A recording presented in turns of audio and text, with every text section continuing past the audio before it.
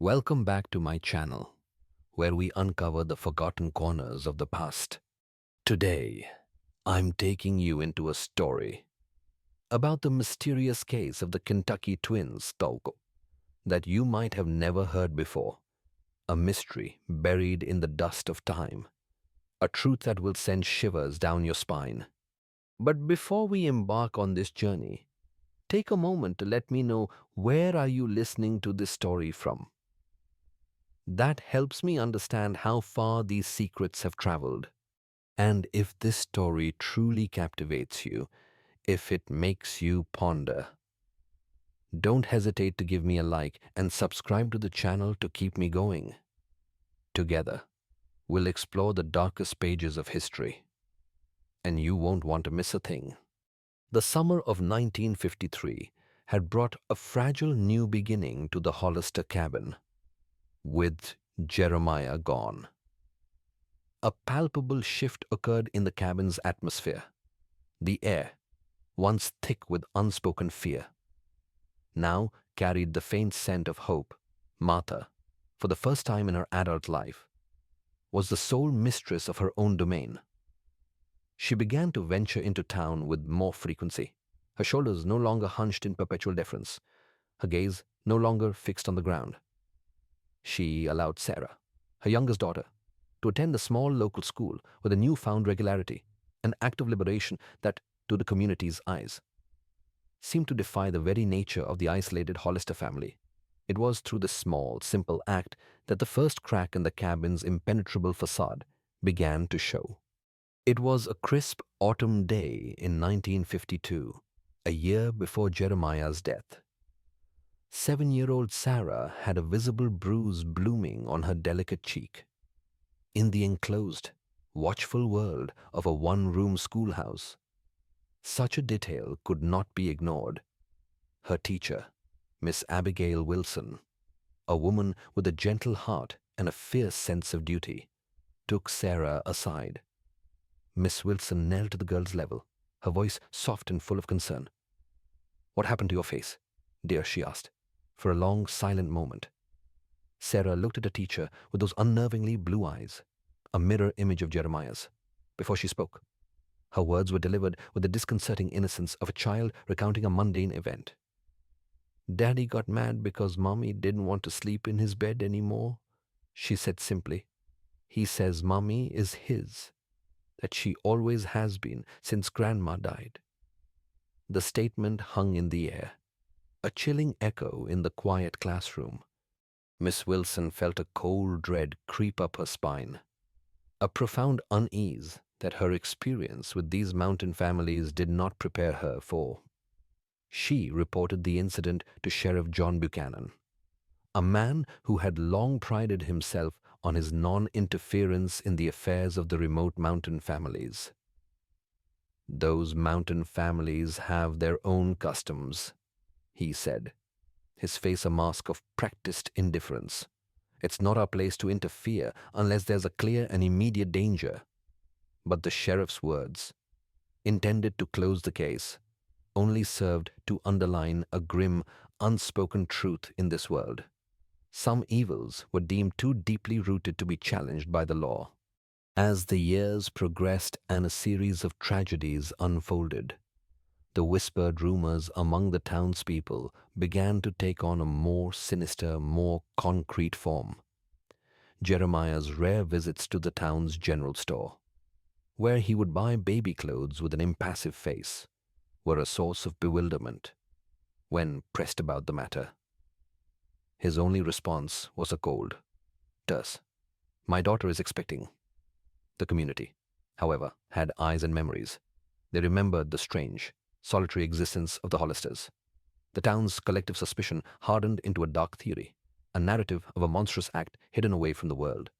The arrival of Dr. William Foster at the cabin in 1938 during the birth of Martha's first child had provided a grim confirmation for those who paid attention. The doctor's diary, a source of silent, documented horror, recorded not only the infant's deformities, the extra fingers, the underdeveloped jaw, but also his chilling observation of Jeremiah's grief. He held her as if she were his own daughter. The doctor wrote, "He cried in a way that made me look away, as if I were witnessing something too intimate, too sacred in its perversity." A midwife, Ida Mae Jenkins, who was called to the cabin for the birth of a later child, would years later recall the cabin's strange smell, an odor of despair and resignation, and the horrifying sight of a child with an abnormally large head and fused fingers. These eyewitness accounts, fragmented and spread by word of mouth, painted a picture of a family cursed by a generational evil, a physical manifestation of a spiritual sin. The tragedy of the Hollisters was a cautionary tale whispered in hushed tones, but for a long time it remained a secret contained within the mountains, a ghost story people told but never truly believed could be real. Then came Jacob Wheeler, a middle-aged widower who sought refuge in the solitude of the Appalachians. Unlike the locals who had absorbed the rumors as part of the mountain's law, Jacob was an outsider. He saw only a worn-down woman with two quiet daughters and a small spark of kindness in her eyes.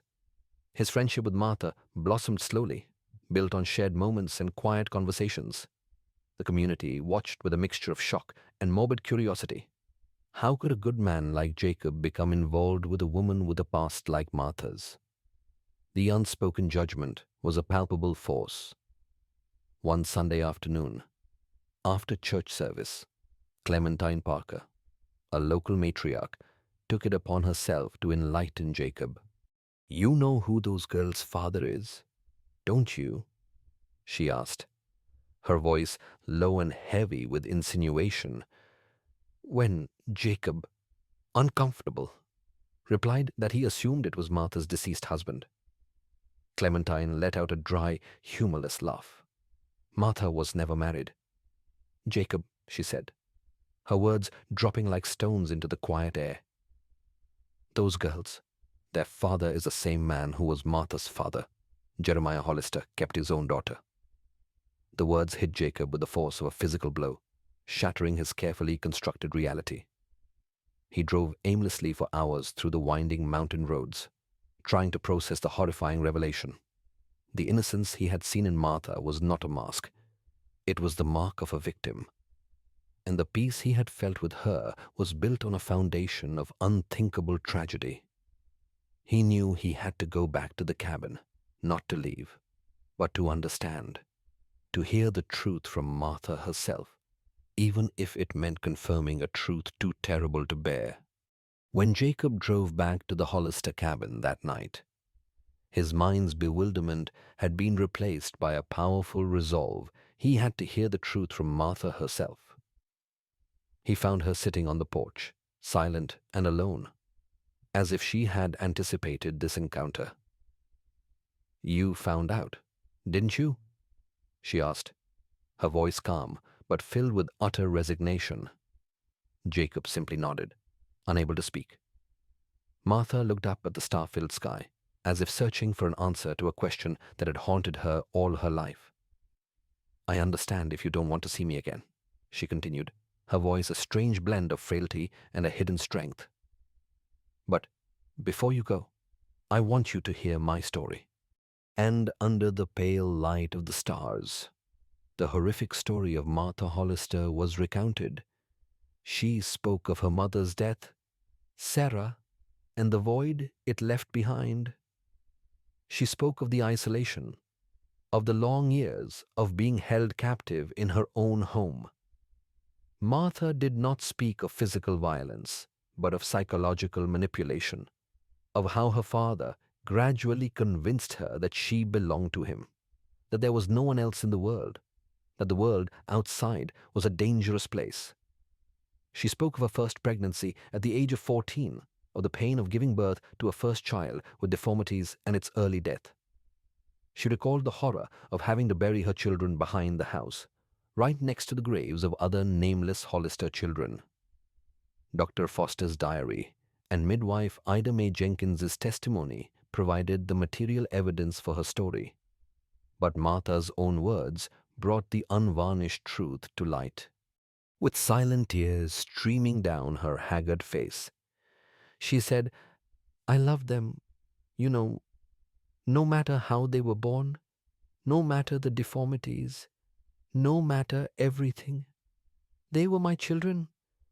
I just wanted to protect them, to give them a chance in life."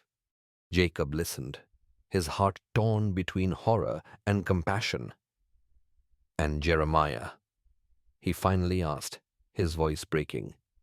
"How did he die?" Martha looked up at the sky again, and a hesitation flickered in her eyes, a silence almost imperceptible. "The winter was very harsh," she finally said. "He got sick, pneumonia, perhaps. He refused to go down the mountain to see a doctor. One day, he simply didn't wake up." There was something a little off in her words, but Jacob didn't have the courage to question her further. He could only hold her hand, a simple gesture of empathy. "No one should have to go through what you went through," he whispered. "No one at all." Their conversation was the beginning of a silent acceptance between two broken people. A bond formed from compassion. Jacob and Martha's decision to be together caused a wave of judgment and gossip in the community. "It's just not natural." Abigail Simmons, an elderly woman with a strong voice in the village, commented. "A decent man like Jacob getting involved with, well, we all know what she is." The judgment did not come from the law, but from whispers, from the looks of scrutiny. This mountain had its own laws. Jeremiah's sin was not a crime that could be punished by the sheriff, but a sin against sacred order and tradition, and the community had imposed social punishment on Martha and her children. However, despite the whispers, Jacob visited regularly, helped fix the cabin, and brought small gifts for the children. To Martha, his presence was like a lighthouse of normalcy.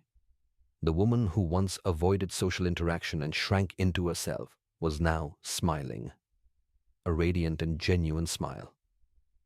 6 months after Jeremiah's death, on a beautiful sunny morning, Jacob asked Martha to marry him. "Are you sure?" she asked, her eyes welling up. "After all you know about me, about my past?" Jacob answered in the simplest, most sincere way I know you. "Martha, not just your past, but the person you are now. A survivor, a mother who would do anything for her daughters, a woman with more strength than anyone I've ever known." And so, they were married. They moved to a small farm a few valleys away, a place where they could begin again, away from the prying eyes and the whispers. Their life together was a quiet testament to healing and rebirth. Jacob was a loving father to Ruth and Sarah, providing them with a sense of stability and security they had never known for years. The story of the Hollister family was a closed chapter, a dark memory that seemed to have been finally laid to rest. However, a legacy is not so easily buried. One crisp autumn afternoon, years later, Sarah, now a young woman, was rummaging through some old boxes in the attic when she found a locked chest. Inside, beneath faded quilts, lay a small worn leather-bound book, Martha's journal. As she read, the ink on the pages came alive, not just with her mother's memories, but with the horrifying truth that was now hers to bear. The words described the life she never knew, the secrets she was born into, the legacy of a man she never met, but who had, in a way, shaped her entire existence. The journal wasn't just a diary, it was a ghost, a haunting whisper of the past that refused to fade. In the final scene of our story, we find Martha and Sarah sitting together on the porch of their new home. They are watching Sarah's own children play in the yard, their laughter echoing through the trees. Sarah holds the journal in her hands, its pages now dog-eared and worn from her repeated readings. Do you think we've truly broken the cycle after so many generations? "Mom?" she asks, her voice a fragile whisper. Martha looks at her daughter, at the strength in her eyes, a strength born from confronting the darkness rather than fleeing from it. "We already have, my dear," Martha says, her voice steady and filled with a profound peace. "We already have." The story of the Hollisters is a testament not to the evil that can exist in the world, but to the resilience of the human spirit. It serves as a reminder that the most haunting legacies are not curses, but lessons, and that even from the darkest soil, hope can grow. When Jacob drove back to the Hollister cabin that night, his mind's bewilderment had been replaced by a powerful resolve. He had to hear the truth from Martha herself. He found her sitting on the porch, a lone, still figure in the cool mountain air, as if she had been waiting for this very moment since the day he first set foot on her property. "You found out, didn't you?" she asked, her voice a fragile whisper, yet filled with a certain weary finality. Jacob simply nodded, the gesture feeling inadequate for the weight of the moment. He could not find the words. Martha's gaze was fixed on the star-filled sky, a cosmic tapestry that seemed to mock the small, terrestrial tragedies playing out below. "I understand if you don't want to see me again," she continued, her voice a strange and heartbreaking blend of frailty and a hidden, unbreakable strength. "But before you go, I want you to hear my story, the real story, and under the pale, indifferent light of the stars, the horrific, unvarnished story of Martha Hollister was finally recounted." She began not with the grotesque details of her suffering, but with the quiet emptiness left behind by her mother's death. Sarah's passing had not been a sudden tragedy, but a slow, fading away, leaving a chasm in the home that Jeremiah, her father, filled not with comfort, but with a smothering, possessive presence. Martha spoke of the psychological prison more than the physical one, of how her father, with a chillingly methodical cruelty, had systematically dismantled her sense of self, her connection to the outside world, and her grasp on reality. He had convinced her, over endless years of isolation, that she belonged to him and him alone, that she was an extension of his will, a living vessel for his twisted version of the Hollister legacy. He taught her that the world beyond the ridge was a place of sin and danger, a place that would only reject her, and that he was her only protector, her only salvation. Then came the pregnancies, each one a silent, secret horror. She spoke of the unbearable pain of giving birth at the tender age of 14, alone in a cold room, with only her father's chillingly clinical presence for assistance. She recalled the infant's deformities, an extra finger, a twisted limb, and the way its tiny life had flickered out within hours. She spoke of a second, a third, and a fourth, each with their own tragic, genetic markers of their parentage, each one buried in the soft earth behind the cabin, their tiny, unmarked graves a silent testament to a hidden tragedy. "I loved them, you know," she whispered, the tears streaming down her haggard face now, not for herself, but for them. "No matter how they were born, no matter the deformities, no matter what he had done, they were my children. I just wanted to protect them, to give them a chance in a world that would never have accepted them." Her voice was a symphony of despair and maternal grief, a heartbreaking melody in the stillness of the night. Her narrative lent a visceral, chilling context to the cryptic entries in Dr. Foster's diary and the haunted memories of Ida Mae Jenkins, the midwife who had witnessed one of the births years later. The physical evidence, the doctor's notes, the midwife's testimony was like the frame of a house, but Martha's words were the very air, the very breath of the horror within. Jacob listened, his heart a battlefield of horror and overwhelming compassion. The grotesque truth of it all was a physical blow, a stunning revelation that would forever alter his understanding of human suffering.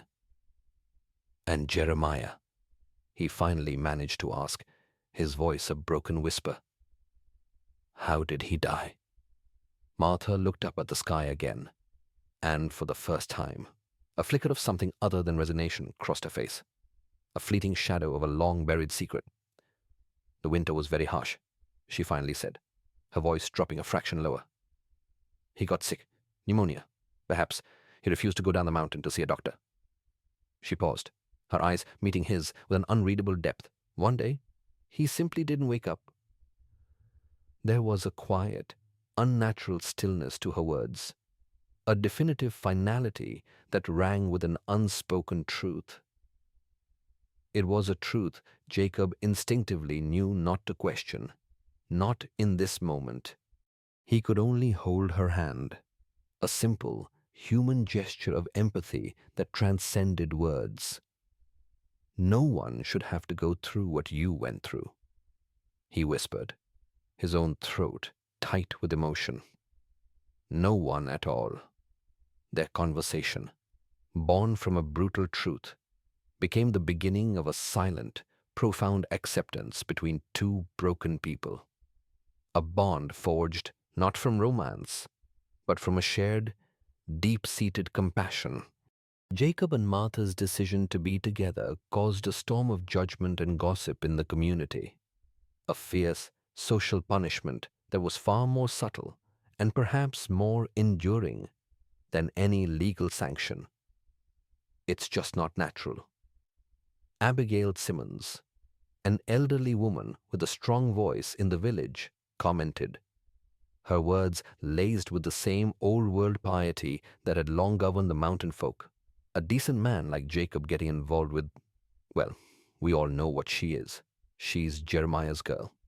The judgment did not come from a sheriff or a court of law, but from the relentless, biting whispers that followed them everywhere. This mountain had its own unwritten laws, its own rigid moral code. Jeremiah's sin was not a crime to be punished by the law, but a transgression against a sacred familial order. And the community had already imposed its eternal social punishment on Martha and her children. Despite the hostile whispers and cold stares, Jacob's resolve never wavered.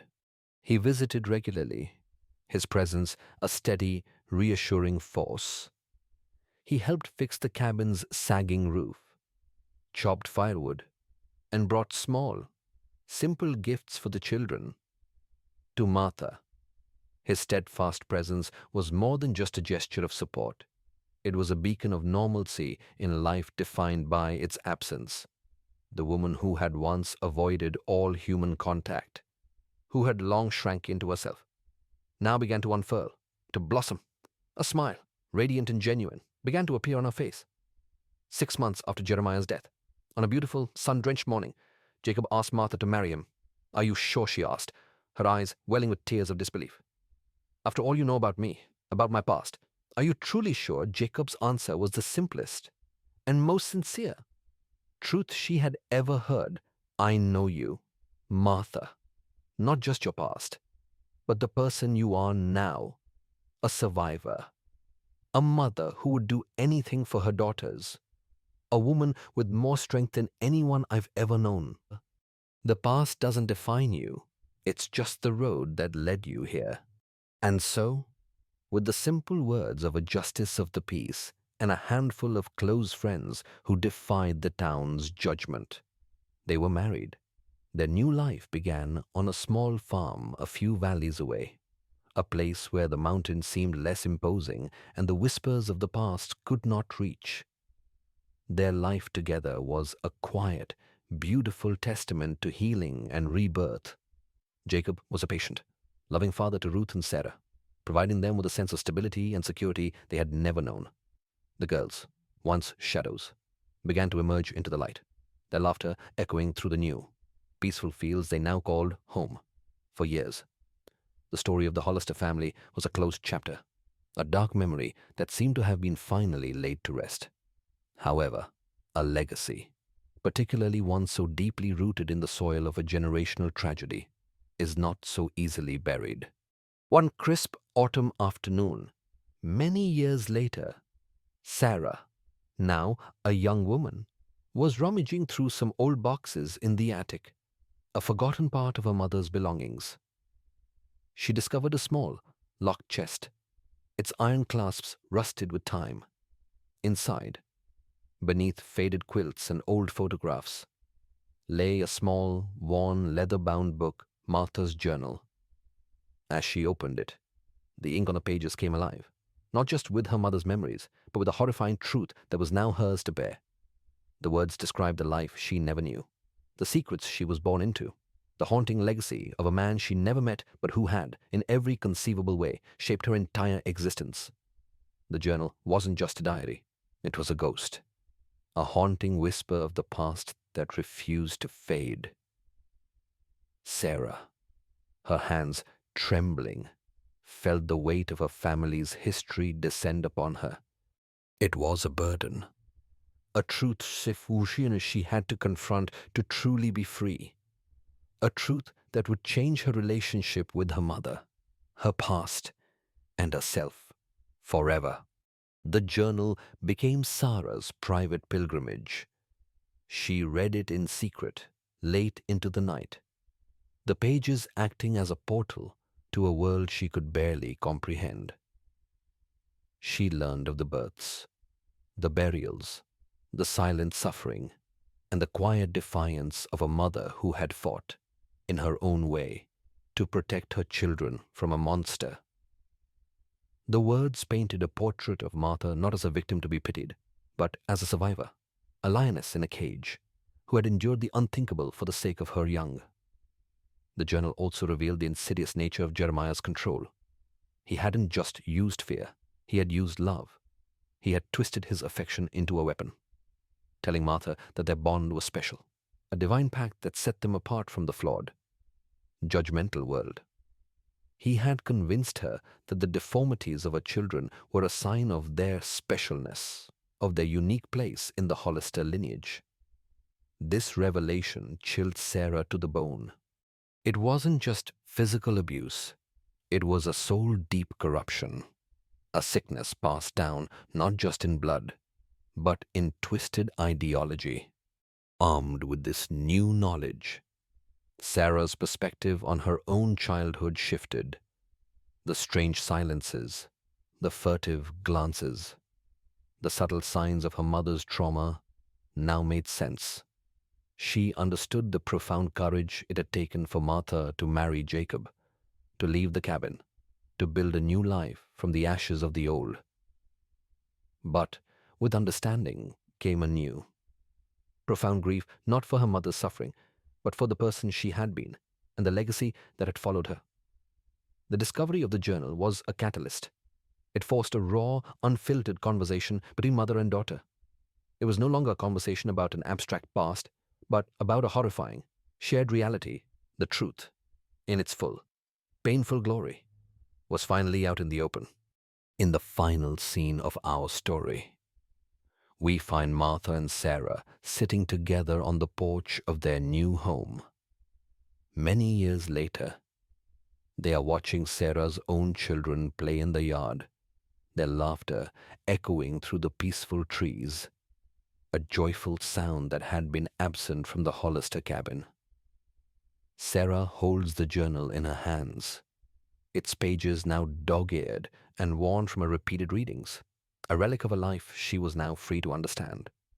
"Do you think we've truly broken the cycle after so many generations, Mom?" she asks, her voice a fragile whisper, filled with a mixture of fear and hope.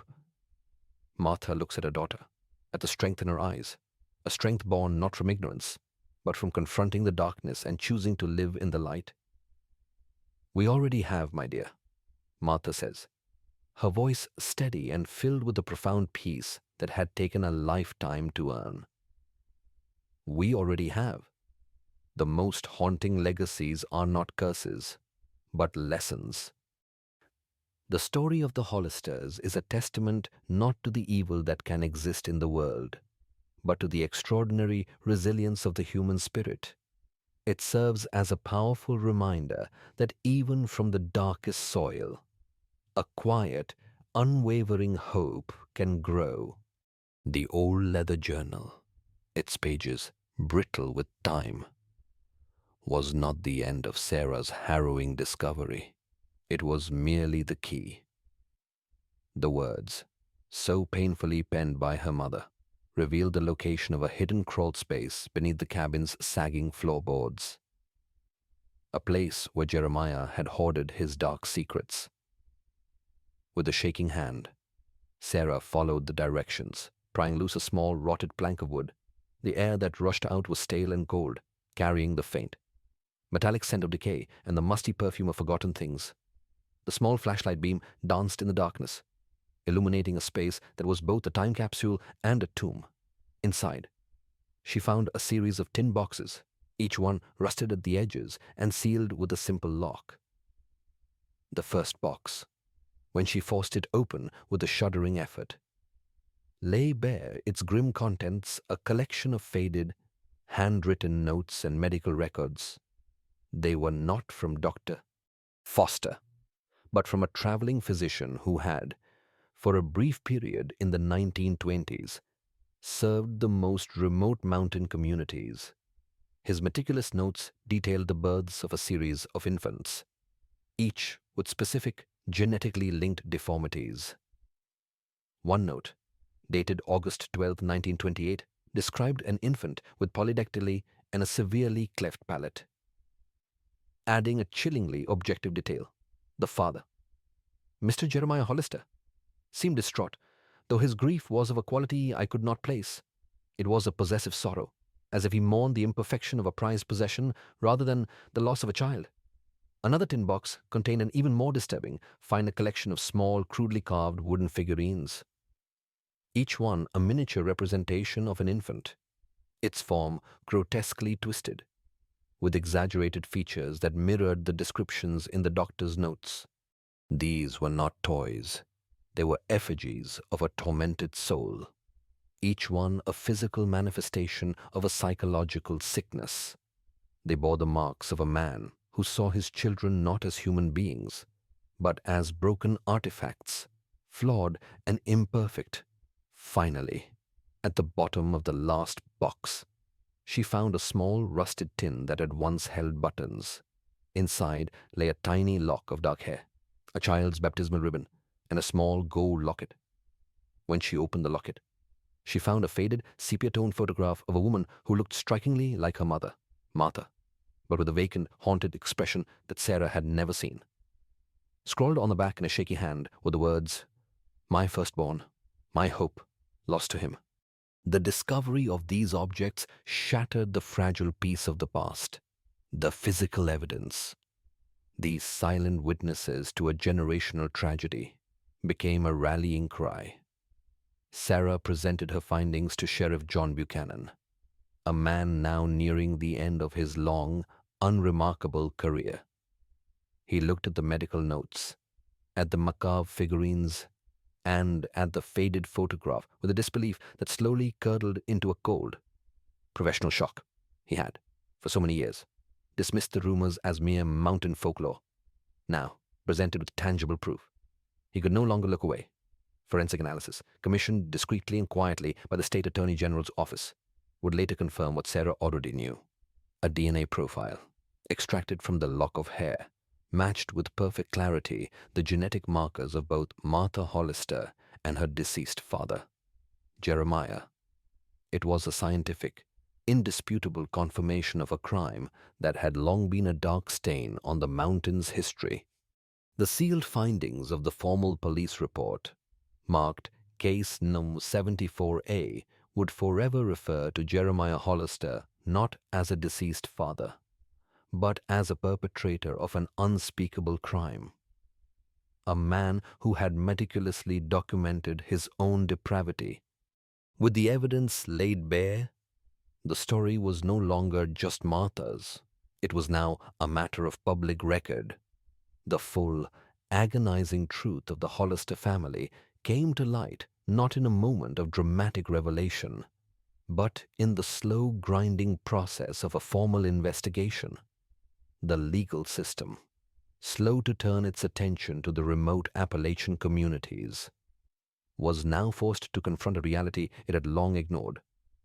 The state attorney general's office, under public pressure, launched a formal inquiry, and the old case files of Dr. Foster were reopened, their cryptic notes now holding a terrible new meaning. The true horror was revealed not through a single climactic event, but through a series of depositions, forensic analyses, and the quiet, heartbreaking testimony of Martha herself, testifying in a hushed, sterile conference room. With only a few officials present, Martha recounted the full, twisted extent of her father's psychological manipulation. She spoke not only of the repeated assaults, but of the slow, methodical way he had isolated her, convincing her that the outside world was a dangerous, sinful place, and that only his love could protect her. It was a narrative of a mind slowly, deliberately, and completely broken.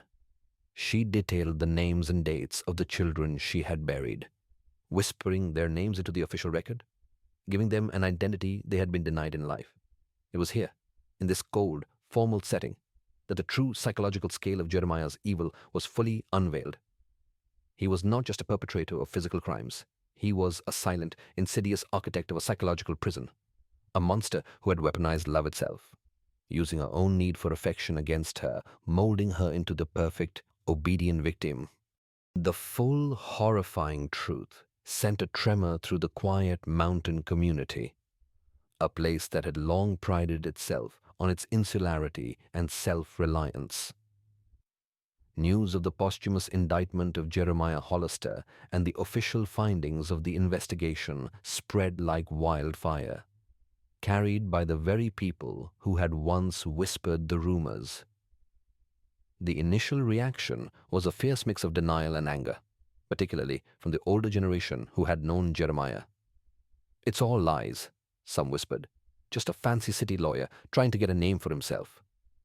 But with the public release of the forensic reports and Martha's harrowing testimony, denial gave way to a profound collective shame. The community was forced to confront its own complicity in the tragedy, the unspoken rumors they had ignored, the isolation they had sanctioned, and the judgment they had silently passed on Martha and her family. The Hollister cabin, once a symbol of strange, unsettling mystery, now became a monument to a terrible, shared silence. It was a painful, raw reckoning, a mirror held up to a community that had prioritized its own comfort and non-interference over the welfare of a suffering soul. The legal fallout was swift. The state established a precedent-setting task force to investigate other similar cases of domestic violence and isolation in remote communities, a direct consequence of the Hollister tragedy.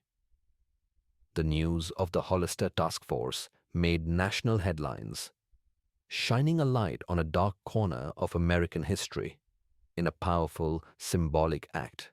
Sarah and Martha stood together as the official inquiry released its findings. A few weeks later, they returned to the old cabin for the final time, with shovels and a heavy heart. They dug up the small, unmarked graves in the back of the house, giving their long-lost children a proper burial in consecrated ground, their names now officially recorded in the county courthouse. It was an act of profound, powerful healing, a reclamation of a future stolen and a past denied. The story of the Hollisters became not a mere cautionary tale, but a catalyst for change. It highlighted the devastating consequences of social indifference and the quiet courage of a survivor who, with her daughter's help, had finally brought a hidden evil to light. The revelation of the truth, like a shockwave, fractured the mountain's social fabric. The old, unspoken code of mind your own business that had long governed the community crumbled under the weight of its own terrible failure. Neighbors who had once shared quiet moments on porches now averted their eyes in the general store, their silence a deafening accusation. The local feed store, once a hub of casual conversation and shared weather reports, became a fortress of tense exchanges and quick exits. Families were split, with some siding with the official narrative. seeing the undeniable evidence laid bare in court documents and forensic reports, and others staunchly defending the memory of Jeremiah. Their denial, rooted in a refusal to believe such evil could exist in their midst. Arguments, once confined to property lines and minor disputes, now erupted in bitter, soul-bearing conflict over the nature of good and evil. Churches, once the spiritual core of the community, were now places of fierce and bitter division. Sermons that had once preached forgiveness now thinly veiled accusations against those who had failed to see the signs. Their words dripping with a righteous anger born of belated guilt. The very landscape seemed to shift. The Hollister cabin, once a place of local superstition and whispered stories, became a morbid pilgrimage site, a dark tourist destination attracting journalists and true crime enthusiasts who gawked at the symbol of a broken family, a monument to a past that had been meticulously kept under wraps. The community was no longer a quiet, secluded haven, but a case study in how collective silence can fester into a catastrophic moral failing. In the ensuing years, many of the older generations, unable to bear the weight of their complicity, sold their land at a fraction of its value and moved away, leaving behind a younger, more fractured population that had to grapple with a new, unwelcome legacy.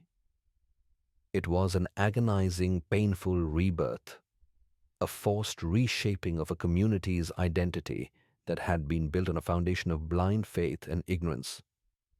The town itself seemed to become a living, breathing memorial to a lie, its very streets and houses now whispering of the terrible secrets they had once held.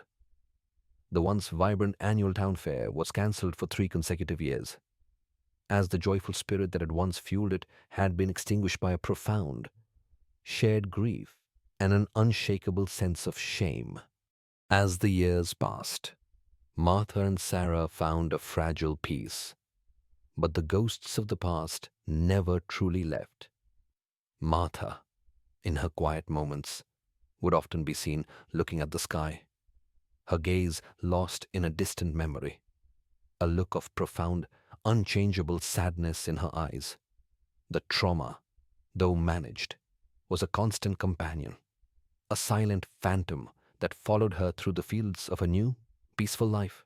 Her mind, a landscape of scars and shadows, would always carry the imprint of her father's cruelty, a silent tattoo on her soul. She would sometimes stop mid-sentence, her eyes glazing over, lost in a fleeting sensory memory, the scent of pipe tobacco, the creak of a floorboard in the middle of the night, the feel of a cold, clammy hand on her shoulder. These were the phantom limbs of her trauma, a permanent part of her psyche that could never be excised. Sarah, too, carried a heavy burden. The knowledge of her family's dark history gave her an emotional depth and maturity beyond her years. But it also left her with an unshakable sense of being an outsider, a person defined by a secret she could never fully share. She moved to a new city, became a social worker, and found solace in helping others escape situations similar to her mother's. A path that unexpectedly provided the sense of connection she had so painfully lacked. She was a person with no past, but on the inside, she was a walking archive of her family's unspeakable pain. The children, now grown, understood the broad strokes of their family's story, but the full, psychological horror was a legacy they could never truly grasp. They saw the headlines, the court documents, but they could not feel the cold of the cabin floor or the terror in a mother's heart. One of Sarah's sons, a budding historian, would spend countless hours poring over the official records, trying to find a logical thread, a historical precedent, anything to impose order on a chaos that defied all reason. But he would always come back to the same unanswerable question: what had driven Jeremiah to such a monstrous act? The journal provided the what, but never the why.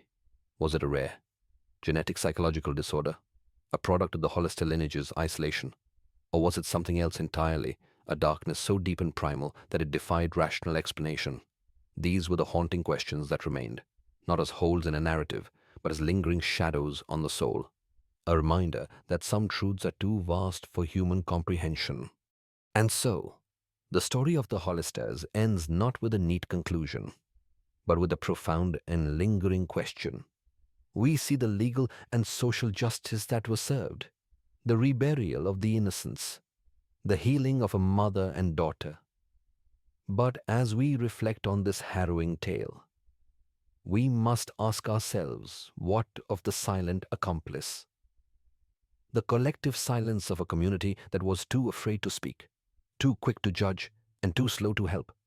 The Hollister tragedy is a powerful, unsettling reminder that evil does not always exist in the form of a singular, monstrous villain. Often, it is a quiet, insidious poison, fostered in the fertile soil of social indifference.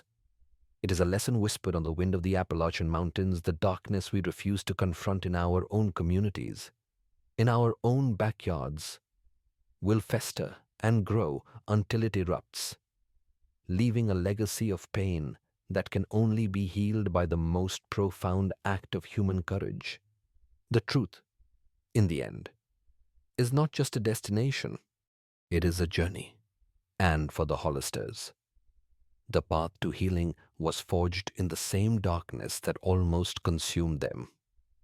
Their story is a timeless echo in the mountain wind, a warning to all who believe that ignoring a problem makes it disappear. The legacy of the Hollisters is not one of a crime solved, but of a wound exposed, a societal flaw brought to light by the unwavering courage of a mother and daughter who chose to break a cycle of silent suffering. They gave a voice to the voiceless, and in doing so, they forced a community, and indeed a nation, to look into the abyss and confront the complicity that lies within us all.